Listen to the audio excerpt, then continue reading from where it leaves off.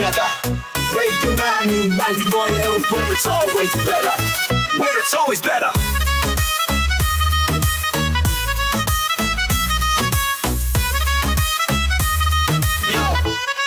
Yo, सुबह का सूरज या शाम का रंग, we bring you joy हर जुबान का धन। Community की बात हम हैं आपके साथ, let's spread the love, चलो मिल के साथ। Tune in, turn up, दिल से बात करो, रेडियो मानू ताकि गुरु FM के साथ चलो। Every voice counts, हर लम्हा यहाँ, चलो बात करके देखते हैं, let's all shine on। Yo, let's all go। सेहत की बात और dreams to share, Radio Manu 92 FM, we're always there. From unity to joy, we bring the light. Every word, every tune makes everything right. Listen up, it's time to unite. Radio Manu 92 FM, shining bright. Dill se suno, we love and care. चलो बात करके देखते हैं, let's take it there. So come along for the ride. Radio Manu 92 FM, we're by your side. चलो बात करके देखते हैं, your voice, your guide.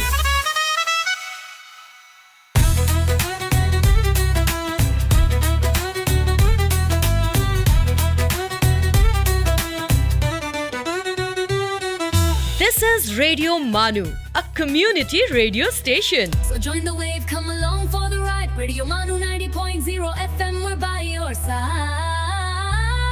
चलो बात करके देखते हैं, Your voice, your guide.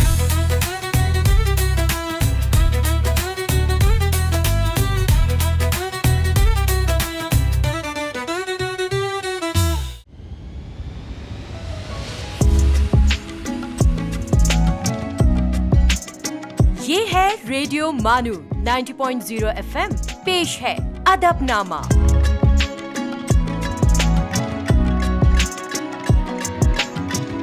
Hello दोस्तों, मैं हूं आपका दोस्त और होस्ट डॉक्टर मोहम्मद इम्तियाज़। रेडियो मानू 90.0 FM के इस खुसूसी अदबी और सकाफ़ती प्रोग्राम अदबनामा में आप तमाम लोगों का खैर मक़दम है, वेलकम है, स्वागत है। दोस्तों, जैसा कि मालूम है कि इस प्रोग्राम के तहत हम लोग मुख्तलिफ़ ज़ुबानों के माहिरीन, शायरों, अदीबों और तख्लीक़कारों से आपको रूबरू कराते हैं। चुनांचे आज के इस एपिसोड में हम उर्दू की बेहतरीन और मशहूर अफसाना निगार मोहतरमा तस्नीम कौसर साहिबा को मदऊ किया है। आपका हमारे इस स्टूडियो में खैर मक़दम है। बहुत बहुत शुक्रिया और मानो रेडियो सुनने वाले तमाम सामीन की खिदमत में तस्नीम कौसर का सलाम पहुँचे। थैंक यू आपका हमारे ज़े नसीब के आप हमारे स्टूडियो में तशरीफ़ लाई हैं। दोस्तों, जैसा कि इस प्रोग्राम का फॉर्मेट है कि मुख्तसरन हम मेहमान का तारुफ आपके सामने पेश करते हैं, तो मुख्तसरन तारुफ आपके सामने पेश खिदमत है। मोहतरमा तस्नीम कौसर साहिबा एक न्यूज़ कास्टर हैं, बेहतरीन उर्दू और हिंदी की भी न्यूज़ एंकर हैं, एक बेहतरीन सहाफ़ी हैं, मुख्तलिफ़ कॉलम्स मुख्तलिफ़ ज़ुबानों के रसाइल और जराइद में शाये होते रहते हैं। उसके अलावा आप एक बेहतरीन समाजी कारकुन हैं और इन तमाम खूबियों के अलावा एक बेहतरीन और सबसे अच्छी खूबी जिसकी वजह से आज हमारे स्टूडियो मौजूद हैं, एक बेहतरीन अफसाना निगार हैं। इसके अलावा आप जो हैं एक बैनुल-अक़वामी निसाई अदबी तंजीम जिसको उन लोगों ने बनात का नाम दिया है, इसकी जनरल सेक्रेटरी हैं, जो ख़वातीन की तहरीरों और ख़वातीन से मुतालिक़ तहरीरों पर बेहतरीन सेमिनार, वर्कशॉप, इस तरह की चीज़ें मुनक़्क़िद करती रहती हैं। आप 1992 से अब तक मुसलसल फ़िक्शन और दूसरी जॉनर पर लिखती रहती हैं। आपका एक अफ़सानी मजमुआ बोनसाई जो 1995 में शाये हो चुका है, जिसमें 17 अफ़साने शामिल हैं। आज इन तमाम अफ़सानों पर और उनकी तख्लीकी काविशों पर और उनकी फ़िक्र पर क्या चीज़ें, उन तमाम चीज़ों पर गुफ्तगू करने की कोशिश करेंगे। तो चलिए गुफ्तगू का सिलसिला शुरू करते हैं। तो सबसे पहले हम लोग ये जानने की कोशिश करेंगे कि जनरली हिंदुस्तान में जैसे ख़वातीन हैं तो कोशिश ये रहती है कि जैसे ही अदबी तख्लीक के उनके जहन में बात आती है तो वो शायरी की तरफ ज़्यादा लोगों का रुझान होता है। आप अफसाने की तरफ कैसे आई? देखिए, सिर्फ तो दोनों ही मकबूल है और उसमें इजहार के अपने अपने तरीक़े होते हैं जी। जिनके पास अल्लाह ने जिस चीज़ की कुदरत दी है जी जी वो उसमें इजहार ख्याल को ज़्यादा मतलब आसान समझता है और जी, बेहतर जी। समझता है। लोगों की पसंद का है कि कुछ लोगों को शायरी बहुत पसंद होती है, कुछ नस्र या असनाफ पे ज़्यादा जोर देते हैं और पसंद करते हैं, लेकिन ऐसा नहीं है। इंसानी फितरत जो है मुझे लगता है कि वो दोनों को पसंद करती है। बिल्कुल बिल्कुल। माहौल का फ़र्क होता है, किस जी। वक्त आपको देखिए मौसीकी पसंद आने लगती है, कभी जी, आप किताब पढ़ने लगते हैं, तो बिल्कुल, बिल्कुल। माहौल उसमें बड़ा साजगार होता है। तो आप अफसाने की तरफ आई, तो आपने जो अफसाने लिखने की शुरुआत आप जाहिर सी बात है कि आपका अफसाना आपने 92 से लिखना शुरू किया और उसके बाद, लेकिन आपके लिखने की शुरुआत आपने कब से कर दी थी? हाँ, अक्सर ये देखिए जब भी कोई सवाल होता है तो लोग ये कहते हैं बचपन से ही शौक था, जी जी। लेकिन मुझे सुनने का शौक था बचपन से। अच्छा। मेरी नानी जान जो है वो मतलब उन्हें फारसी की हिकायत बहुत याद थी, अच्छा अच्छा अच्छा। और हमें तरबियत उनके ही अंडर थी, हमारी तरबियत उनके अंडर ही हुई। तो वो किसी बात की जब सीख देनी होती थी तो वो फारसी का कोई एक मतलब कोई ऐसी ज़रबुल मिसल कह दिया करती थी और उसके बाद उससे रिलेटेड हिकायत सुनाया करती थी। जी जी। तो उसने हमें सुनने का बड़ा वो अंदर से हमें शौक जी, पैदा हुआ, कहानियाँ सुनने का शौक। जी। तो सुनने का शौक नानी जान ने पैदा कर दिया, तो फिर हम नानी माँ से फरमाइशें भी करते थे। तो उन्होंने हमें जो आप क्लासिक कहते हैं जिन अदब को हम जी जैसे अमीर दास्तान है, अमीर हमजा है, अल्फ लैला है, जी जी। इस तरह की जिन्हें उन्होंने हमें बहुत बचपन में ही सुना दी थी, ओह। क्योंकि उनका मुताला मुझे लगता है काफ़ी वसी रहा होगा, तो उससे वो इस्तिफादा किया करती थी और हमें वो गाए बगाए वो थोड़े थोड़े हम में यूँ कहें कि अदब उतारती जाती थी। हाँ। जी। तो तो वही- सुनने का बड़ा शौक था। फिर उसके बाद 7वीं जमात में हमारा मतलब एक मुकाबला हुआ था जिसमें लिखना भी खुद था और सुनाना भी खुद ही था। जी तो वहाँ से जो है शुरुआत हुई, हालांकि हमें पहला इनाम नहीं मिला उसमें, जी जी लेकिन बुनियाद जो थी वो वहीं 7वीं जमात में पड़ गई थी। जी। ये तो बहुत अच्छी बात है। जी मतलब एक तो ये कि आपके खानवादे में ये सारी चीज़ें, कहानी सुनने का, कहानी सुनाने का, और फिर तो उसने आपकी परवरिश करते रही। जी। तो जब कहानियाँ इंसान सुनता है तो फिर वो तख्लीकी हाँ, अज़हान जी, जो है जी। खुद ब खुद उसमें बुनने लगता बुनने है, लगता ज़हन बुनने लगता है कहानी। जी जी।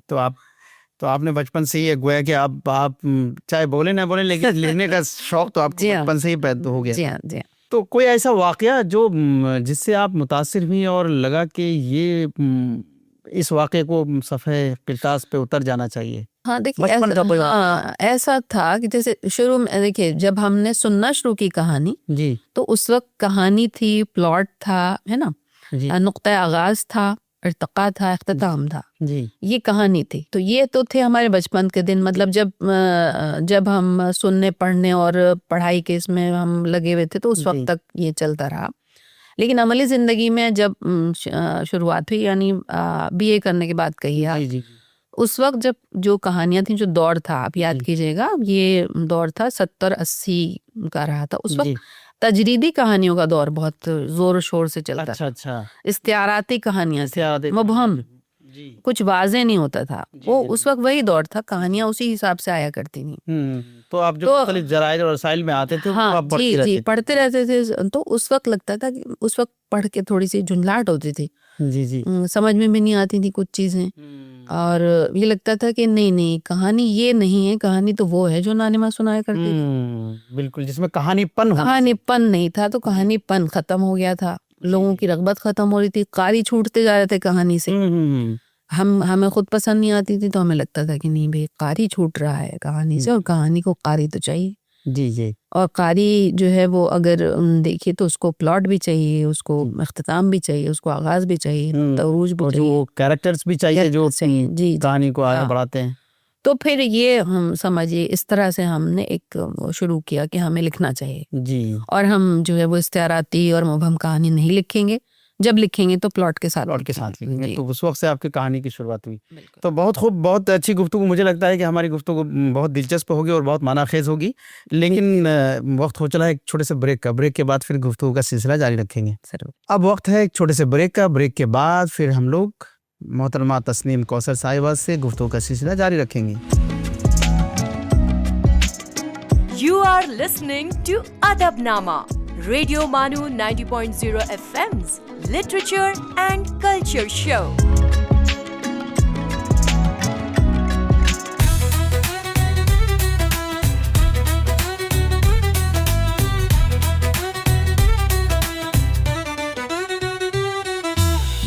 listening to Radio Manu 90.0 FM, a community radio station. So join the wave, come along for the ride. Radio Manu 90.0 FM, we're by your side.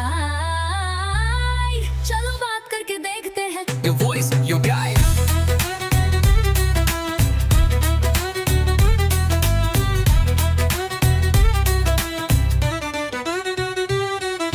This audio has been generated through AI.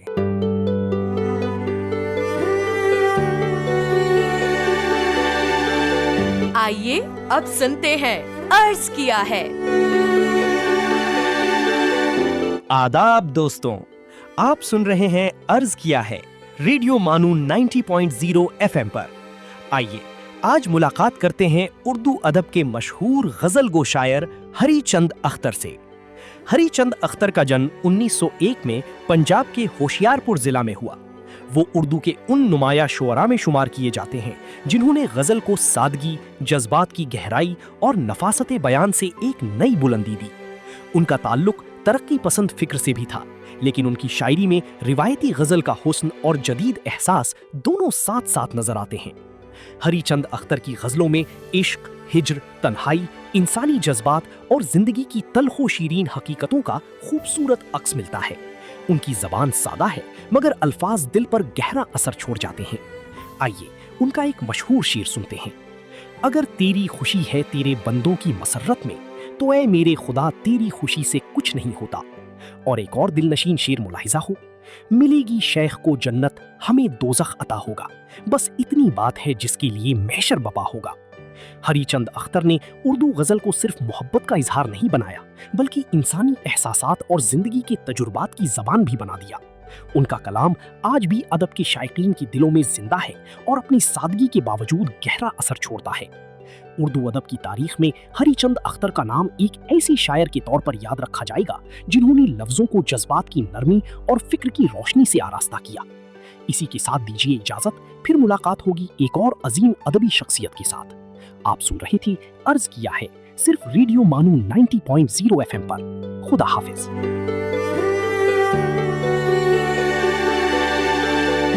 You were listening to अर्ज किया है.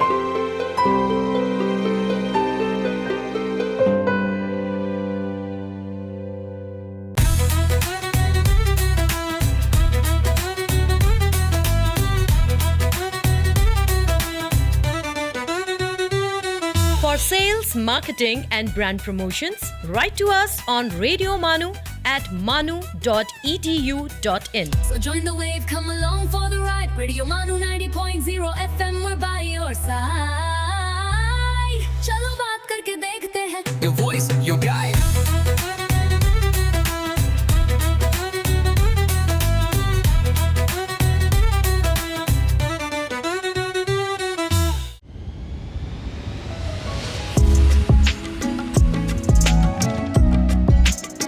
You are listening to Adabnama, Radio Manu 90.0 FM's literature and culture show.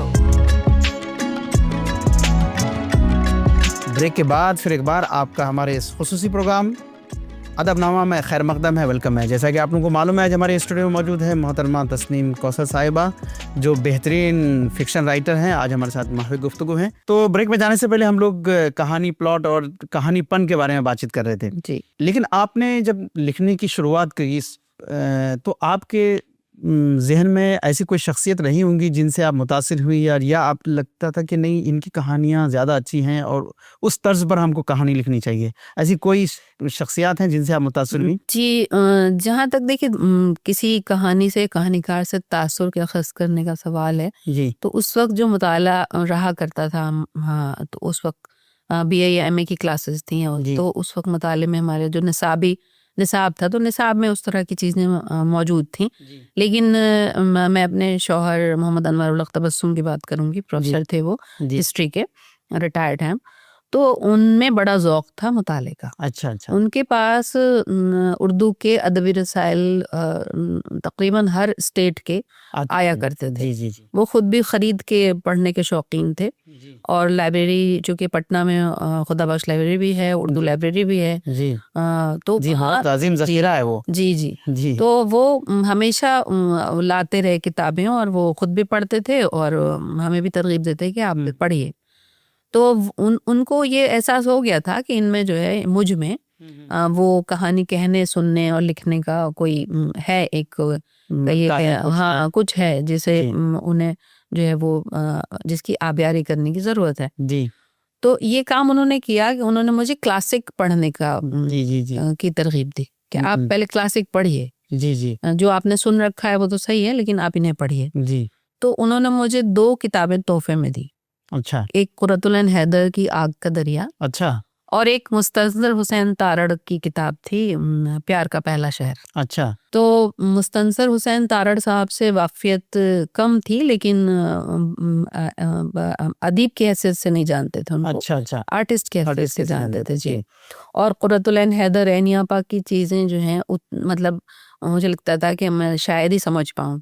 लेकिन मेरे शौहर ने कहा नहीं, आपका सब्जेक्ट चूँकि हिस्ट्री है, जी जी आप ज़्यादा समझ पाएंगी। ओ तो इस बात ने मुझे वो आग का दरिया जो है पढ़वाई मुझसे। जी और वाकई मुझे जब मैंने पढ़ना शुरू किया तो मुझे उसमें दास्तान का मज़ा आने लगा। ओ तो फिर उसमें इतनी सारे वाक़यात और ये इशारे, किनाये, उसमें इतनी तारकीश जी बिल्कुल। तो वो चूँकि हिस्ट्री थी और एंशिएंट इंडियन हिस्ट्री, जी कहा जाता है कि 1000 साल मॉडर्न हिस्ट्री, जी हाँ जी हाँ। बस उसमें मुझे जो एक कमी लगी वो ये थी कि उसमें मिडिएवल पीरियड जो है वो नहीं है। जी वो एंशिएंट से सीधे मॉडर्न तक तो आता है, जी और वो चला जाता है तक़सीम के बाद, वो आप यूँ कहिए कि सक़ूत ढाका तक पहुँच जाता है। यानी माजी, हाल, मुस्तक़बिल की सारी दास्तानें उसमें वो मिल रही थी। हालांकि वो अभी भी जी अभी भी जी आग का दरिया के बारे में लोग बहुत अभी सारे भी उसमें मुझे बहुत पढ़ने की ज़रूरत है, और उसके मेरे ख्याल हर लाइन में कुछ ना कुछ पोशीदा चीज़ें हैं जो अभी जी। भी डिस्कवर करने की ज़रूरत है। तो इन 2 किताबों ने मुझे जो है काफ़ी मुतासिर किया। जी बहुत बहुत खूब। तो गोया कि हमेशा ये कहा जाता है कि हर कामयाब औरत के पीछे एक मर्द के पीछे एक कामयाब औरत का हाथ है, लेकिन आपके कामयाबी में और आपके तख्लीक में तो आपके हस्बैंड तालीम भी है जी, उनकी मरून आपके हस्बैंड जी जो उसकी चलिए बहुत अच्छी बात है, ये बहुत तो सराहने वाली बात है। आगे हम लोग और बातचीत करेंगे जब आपका ये अफसानी मजमुआ बोनज़ाई जब मंज़र आम पर आया, जी। उसमें किस तरह के मौज़ूआत शामिल हैं, किस तरह के मौज़ूआत हैं, और किस ज़ाहिर सी बात है कि 17 अफ़सानों का मजमुआ है वो, तो क्या 17 के 17 अफ़साने अलग अलग मौज़ूआत पर हैं, किस तरह के मौज़ूआत हैं उसमें? हाँ, आप कह सकते हैं कि उसमें मतलब किरदार तो सारे आसपास ही मिल जाएंगे आपको। जी और समाज में जो लोग रहते हैं हमारे आसपास, जी मतलब एक मोची से लेके एक रेस्टोरेंट मालिक, और फिर एक ऑटो वाले से लेके बस कंडक्टर,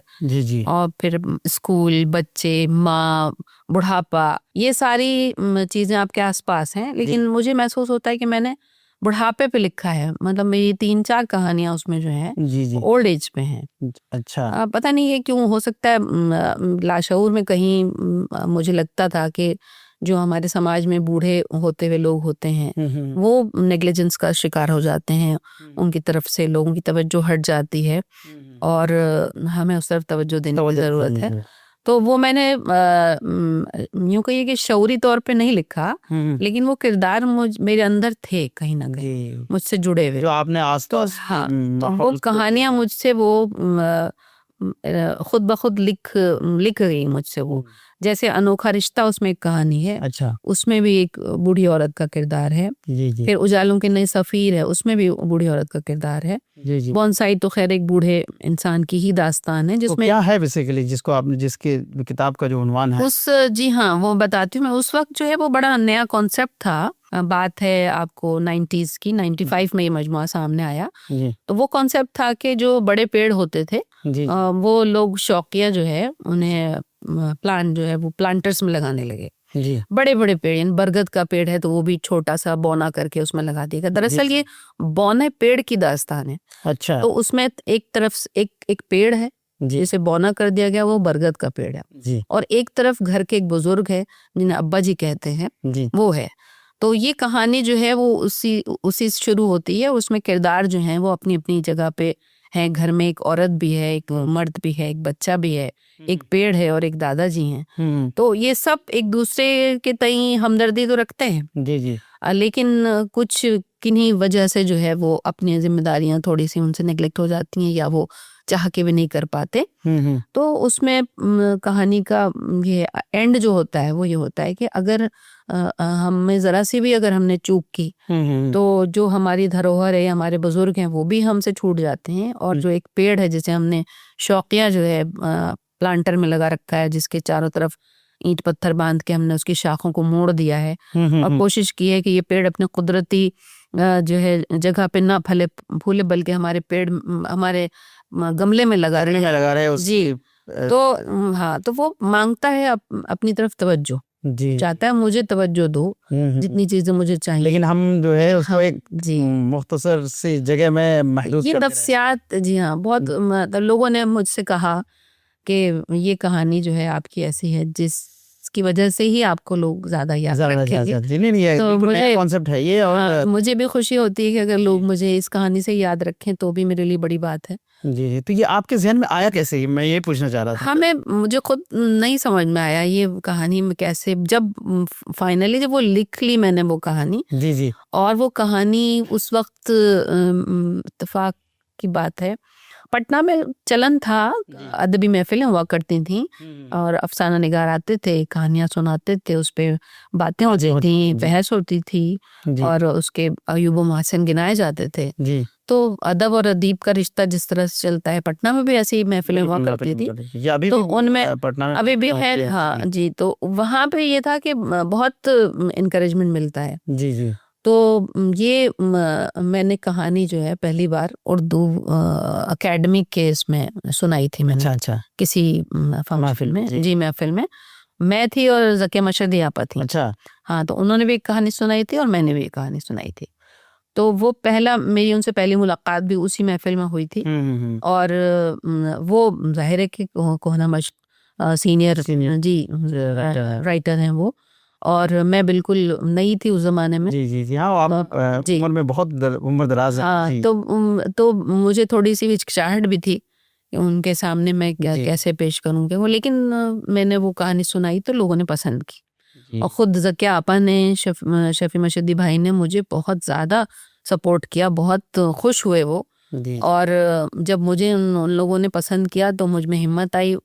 बाबा शफ़ी साहब भी थे, तो उन्होंने भी बहुत मुझे सराहा और इनकरेज किया। अब्दुल समद भाई थे, उन्होंने मुझे बहुत सपोर्ट किया, सराहा। जी जी तो इस वजह से जो है मुझे लगता था कि मैं लिख सकती हूँ कहानी। तो क्या आप चूँकि एक अदबी ख़वातीन की अदबी तंजीम की जनरल सेक्रेटरी भी हैं, तो क्या आपकी तहरीरों में फेमिनिज़म से मुतालिक कुछ तहरीरें आपके इसमें शामिल हैं या आप उस आइडियोलॉजी के मुतालिक लिखने पसंद करती हैं? हाँ, देखिए जैसे जो निसाई अदब कह लीजिए आप उसको, या निसाई फ़िक्र कह लीजिए, हाँ, निसाई फ़िक्र किसी भी वाक़े को देखने का जो एक नज़रिया होता है, उसमें अगर आप निसाई पहलू से देखिएगा उसको, जी तो उसमें मेरा ख्याल है हमदर्दी का पहलू ज़्यादा होता है जी शायद। जी हालांकि मंटो हम सबसे बड़े हैं इस मामले में, उन्होंने तो निस्वानी मसाइल और निसाई फ़िक्र को जिस तरह से अपनी यहाँ जगह दी है, वो तो कोई औरत भी नहीं लिख सकती उस तरह से। तो ये था कि निसाई फ़िक्र की चीज़ें, जैसे हमने बनात, जब हम लोगों ने कायम की बैनुल अक़वामी निसाई अदबी तंजीम, बनात फाउंडेशन के नाम से रजिस्टर्ड है दिल्ली में, इसमें हम सब, फिर वही मैं कहूँगी कि ये बिहार की ही सरजमीन है जो मतलब इस तरह की चीज़ों के लिए बड़ी ज़रख़ेज़ है। जी ये बात है 2017 की। जी, बिहार उर्दू अकेडमी ने एक सेमिनार रखा था फिक्शन राइटर्स का, ख़वातीन का। अच्छा। तो उसमें उन्होंने 200-250 के करीब ऑल ओवर इंडिया से जी जी खवातीन कलमकारों को जमा किया था। जी जी उसमें सीनियर राइटर्स भी थे, जूनियर भी थे, रिसर्च स्कॉलर्स भी थे, जी सारी खवातीन थीं। तो उन- 250 का मजमा था वो। तो उस वक्त हम सब जब इकट्ठे हुए वहां पे, तो हमने पहली बार एक दूसरे को देखा। देखा जाना क्या हाँ, इतने सारे लोग सामने। लिख रहे हैं। जी, जी पढ़ते तो थे, रिसालों में पढ़ते थे, किताबें थी, नॉवेल थे, मजमूए थे। तो वो पढ़ते थे, लेकिन कभी हमने उन्हें सामने से देखा नहीं था। ऑल ओवर इंडिया से जब हिंदुस्तान से खवातीन इकट्ठी हुई कलमकार, वहां जब हमने एक दूसरे को देखा तो वहां ये ख्वाहिश जगी कि ये हम फिर कब मिलेंगे। ये आप अच्छी तरह वाकिफ है मोहतरमा निगार असीम साहिबा से। जी जी लास्ट सेशन था उस सेमिनार का, 3 दिन का था वो। तो उन्होंने स्टेज पे जब अपनी सदारती तकरीर में उसको समेटा जी सेशन को, तो उन्होंने बड़ी यासियत कही है कि उनकी आवाज में थी कि जाने अब फिर हम कब मिलेंगे, कहाँ मिलेंगे, जी कौन बुलाएगा हमें। जी तो वहां पे लगता था कि उस वक्त एक दिल में ख्वाहिश जगी कि क्यों ना हम खुद इस चीज की शुरुआत करें। जी तो हम सब वापस अपने अपने घरों को चले गए। किसी ने उस बारे में सोचा या नहीं सोचा, लेकिन मैंने और मेरी दोस्त हैं 2, तरन्नुम जहां शबनम और रज़िया हैदर खान। जी रज़िया हैदर जो है कश्मीर से हैं और तरन्नुम दिल्ली से हैं। जी हम तीनों ने बातें की और हम चले गए निगार अज़ीम आपा के पास और उनसे रिक्वेस्ट की कि निगार आपा, आप की सरपरस्ती में हम तीनों हाजिर हैं और क्यों ना हम अपनी तंजीम बनाएं। जी तो उन्होंने जब शफकत और मोहब्बत का हाथ सर पे रखा तो तंजीम वजूद में आ गई। जी फिर उसके बाद से ये उसके सब बाद चल फिर रहा है। जी हाँ, फिर सब हम लोगों ने जोड़ना शुरू किया। भी एक जी लान पिछले साल, जी हाँ पिछले साल, बहुत जी ही 9 साल नवा मना लिया हमने अभी और भोपाल। उसमें अच्छे खासे खवातीन राइटर्स आई थी और जी हाँ, बहुत- आप हैदराबाद में ही हमारा सबसे बड़ा ग्रुप है। 11 हमारी बहनें हैं जी। बनात की, जो बनात की मेंबर्स हैं 11। जी जी और इसमें सरपरस्त भी हैं, कमर जमाली आपा हैं, आमना तहसीन है, जी। रफिया नौशीन है, निकात आलिश बड़े बड़े जी जी खवातीन बिल्कुल राइटर। बिल्कुल। चलिए गुफ्तगू का सिलसिला यूं ही चलता रहेगा, लेकिन ब्रेक का टाइम हो चुका है, तो एक छोटा सा ब्रेक लेते हैं, फिर आपसे गुफ्तगू का सिलसिला, फिर आपके फ़न पर आप पे बातचीत करेंगे। हम लोग चूँकि आप जिस अदबी तंजीम से जुड़ी हुई ज़िम्मत पर चले गए थे। जी जी तो दोस्तों अब लेते हैं छोटा सा ब्रेक के बाद फिर मोहतरमा तस्नीम कौसर साहिबा से गुफ्तगू का सिलसिला जारी रखेंगे। आप सुन रहे हैं अदबनामा, रेडियो मानू 90.0 FM का literature and culture show.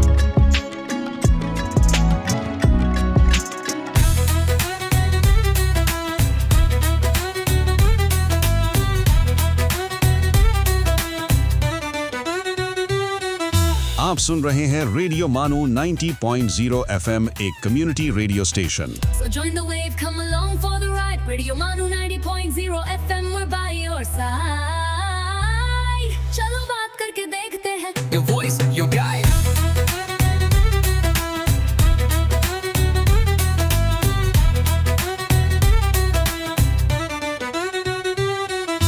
This audio has been generated through AI.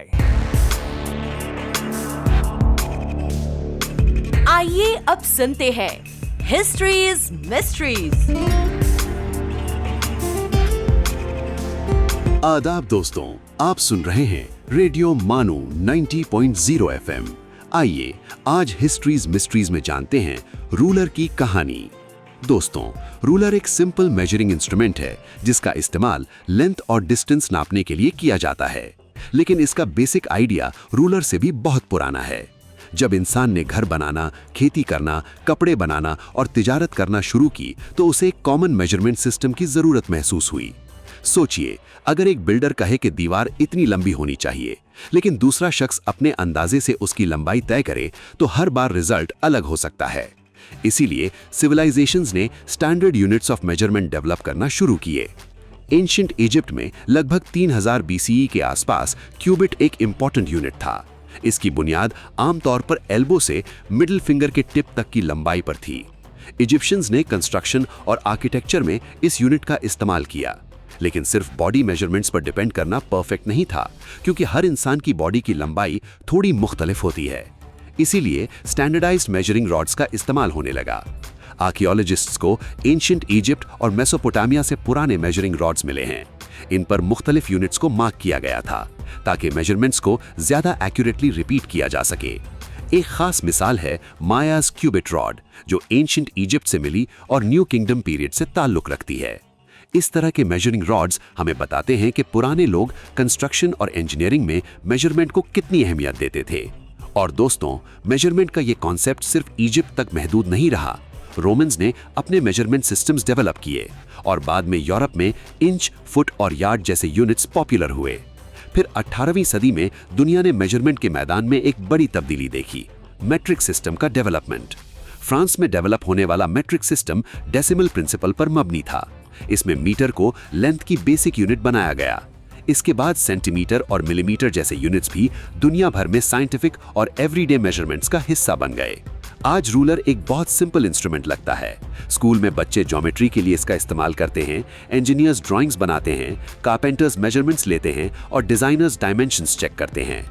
लेकिन इस छोटी सी मेजरिंग स्केल के पीछे हजारों साल की मैथमेटिक्स, इंजीनियरिंग और स्टैंडर्डाइजेशन की हिस्ट्री छुपी हुई है।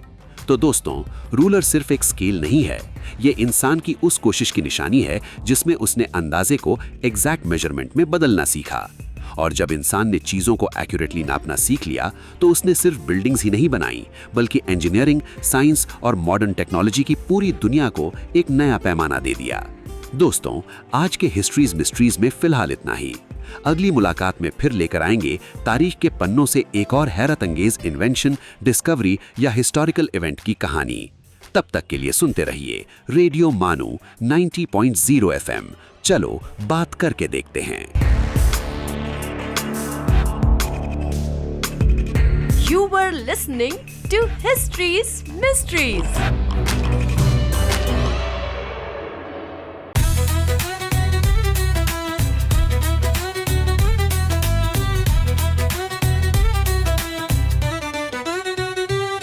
सेल्स, मार्केटिंग और ब्रांड प्रमोशंस के लिए हमसे राब्ता करें radiomanu@manu.edu.in पर। So join the wave, come along for the ride. Radio Manu 90.0 FM, we're by your side. चलो बात करके देखते हैं। Your voice, your guide.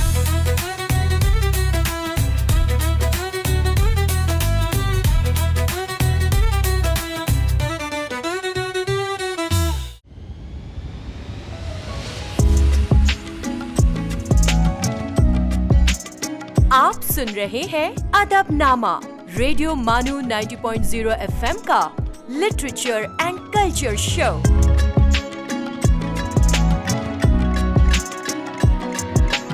Break के बाद फिर एक बार आपका हमारे इस खुसूसी प्रोग्राम अदबनामा में खैर मकदम है, वेलकम है।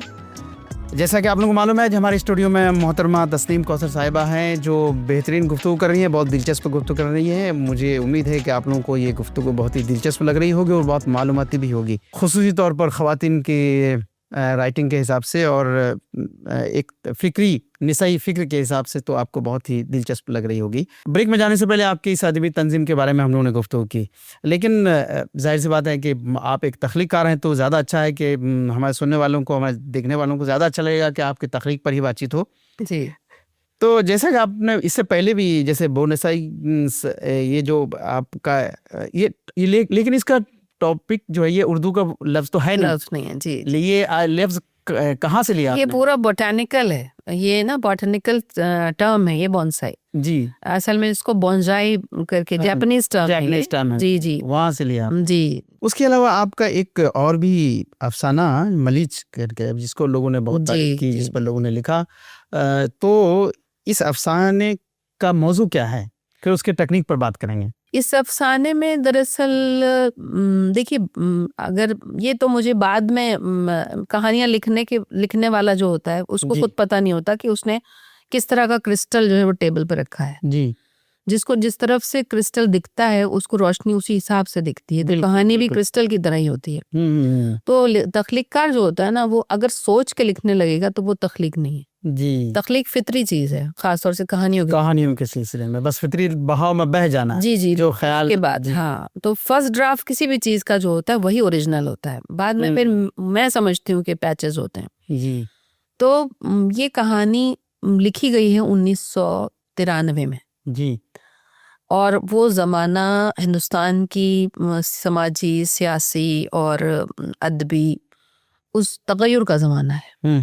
बहुत समाज में उथल पुथल मची हुई थी और हर तरह से जो है हर तबका एक अजीब से खौफ में मुब्तला था। उसे पता नहीं था कि आगे क्या होगा नहीं होगा। और जब ये कहानी मैंने लिखी तो उसका किरदार जो है वो बहुत ही निचले तबके से आता है। जी जी।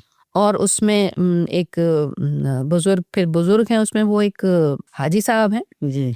और और एक हाजी साहब हैं और उनके यहाँ एक दलित औरत काम करती है। जी जी। ये पूर्णिया के मज़ाफ़ात में, पूर्णिया के इलाके में जो काम करते हैं, हारी बोलते हैं उसको। जी हाँ। तो उनका काम होता है कि वो ये घास वगैरह इकट्ठी करें, हाँ, और मवेशी जानवर इनकी साफ सफाई करें, ये सब उनका काम होता है।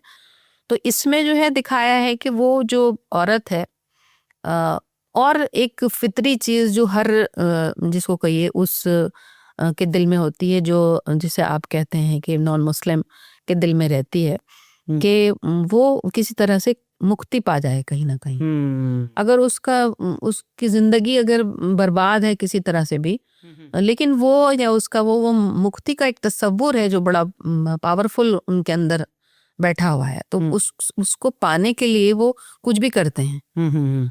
तो उस वक्त मुझे अंदाजा नहीं था कि ये कैरेक्टर इस तरह से उभर के आएगा कहानी में। तो वो कहानी पढ़ने की है, सुनने की है। उसमें जो ट्रीटमेंट है कहानी का या जो प्लॉट है जी, हाँ, वो मुझे लगता है कि उस जमाने में लिखा गया, लेकिन आज आप उसको जब पढ़ेंगे तो आपको लगेगा कि ये वही मतलब जो है बीज था जो आज एक तनावर दरख्त की शक्ल में हिंदुस्तान में सब जगह फैल गया है।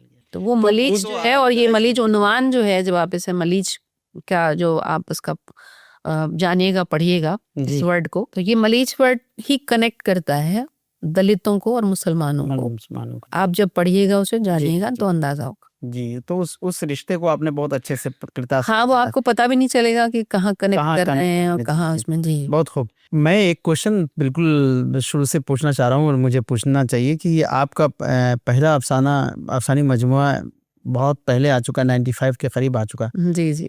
लेकिन अभी तक कोई मजमुआ आप तक शाये नहीं हो चुका, तो इसके पीछे क्या राज है? हाँ, ये मुझे भी लगता है कि मैंने दरअसल बीच मतलब दरमियान का जो वक्फा है जी, करीब 12-15 साल का ही जी, उसमें ये था कि कुछ मसरूफियात थी घर की और बच्चों की परवरिश, और उसकी वजह से कभी मतलब दिल्ली रहना हो, कभी पटना जाना हो, कभी पूर्णिया रहना हो। जी, तो इस तरह से वो बटी हुई सी जिंदगी चल रही थी। जी, जी। तो उसने इतना मौका नहीं दिया कि मैं कुछ नया लिख सकूं या फिर उन्हें फिर इकट्ठा कर सकूं। या एक बात और मुझे अब एहसास होता है उसका कि ये जो मजमुआ हमने या क़ारीन के हाथों तक पहुंचा, उसमें बहुत बड़ा रोल मेरे शौहर अनवार साहब का रहा। अगर वो मतलब इस तरह से न लगे होते उसमें, तो वो कहानियां बिखरी ही रहती, रिसालों में रहती। लेकिन उन्होंने बहुत मेहनत से न सिर्फ उसकी किताबत करवाई, और मतलब सारा जितना भी क्रेडिट है मैं उन्हें ही देती हूँ कि ये किताब उन्हीं की वजह से मंजर आई। बहुत अच्छी बात है। तो अभी भी मेरा ख्याल है कि अभी भी वो मुझे इसके लिए मजबूर करते रहते हैं कि जो बिखरी हुई चीज़ें हैं आपकी, ख़ासतौर से मज़ामीन, जी, अब वो कह रहे हैं कि नहीं, अफसाने तो आपके उतने नहीं आ पाए। उसके बाद से मैंने मुश्किल से 10-15 अफसाने और लिखे होंगे। अब वो मंजराम पर भी वो अफसाने भी आने चाहिए। हाँ, उतने नहीं है, लेकिन हमारी जो तंजीम बनात है, इसका एक बड़ा काम ये है कि हम किताबों की इशाअत कर रहे हैं। 3 किताबें आ गई हैं अभी तक, और जिन्हें निगार अजीम साहिबा ने मुरतब किया है, उसमें हम सब की कुछ ना कुछ कहानियां, हाँ, अफसाने सब शामिल हैं उसमें।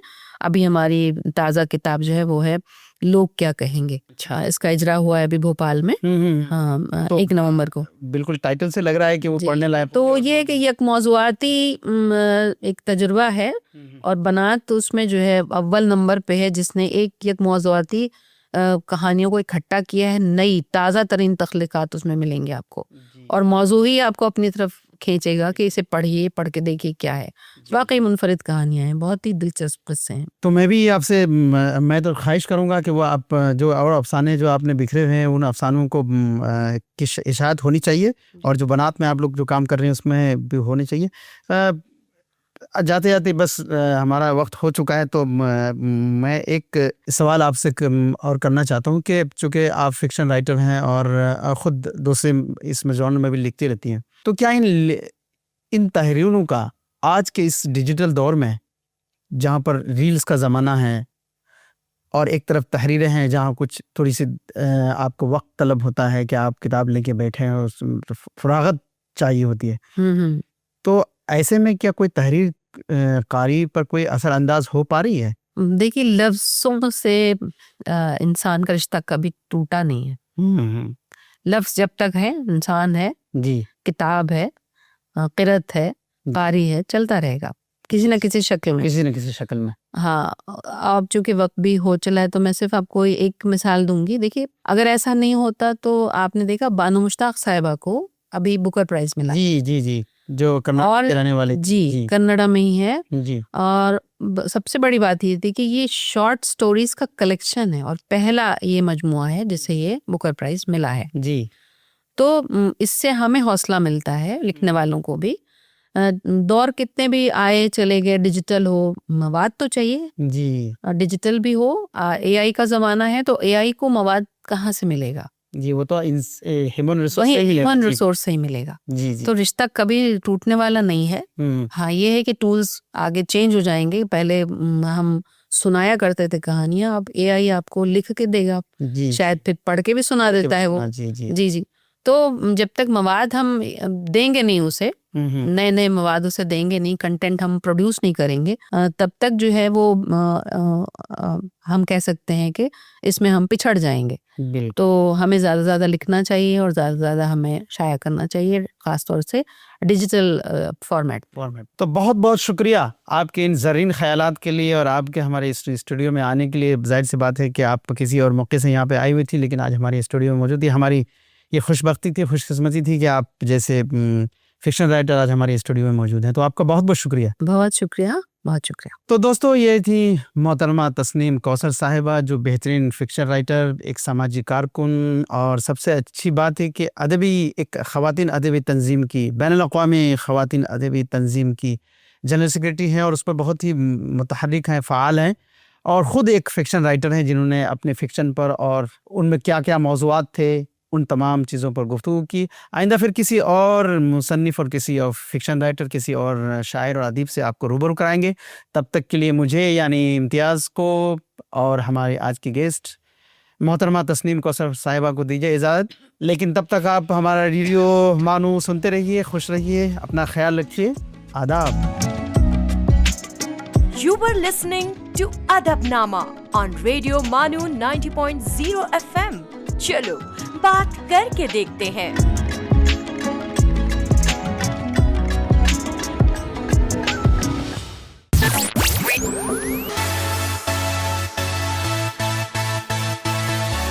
ये है रेडियो मानू 90.0 FM। चलो बात करके देखते हैं।